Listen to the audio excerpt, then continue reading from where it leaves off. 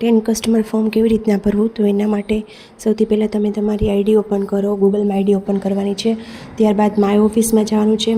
ઉપરના 3 ડોટમાં જાશો એટલે માય ઓફિસ આવશે. માય ઓફિસમાં જાશો એટલે 10 કસ્ટમર ફોર્મ આવશે. તેમાં 10 કસ્ટમરનું ફોર્મ ભરવાનું છે. જો માર્ચનું 2024નું ફોર્મ બાકી છે એવું બતાવે છે. પછી જો અહીંયા વચ્ચે ટિક કરવાનું છે. ટિક જો બોક્સ આવે છે ને એ બોક્સની અંદર તમારે ટિક માર્ક્સ કરવાનું છે. ટિક માર્ક થઈ જાય ને એટલે પછી એમાં છે ને અમાઉન્ટ લખવાની છે. અમાઉન્ટ તમારે 10,000ની અંદર નાખવાની છે. જે બી એડ કરો, મેં 5,000 એડ કરી છે, તમે બી 5,000 એડ કરવા માંગો તો 5,000 એડ કરી સબમિટ કરી દેવાનું છે.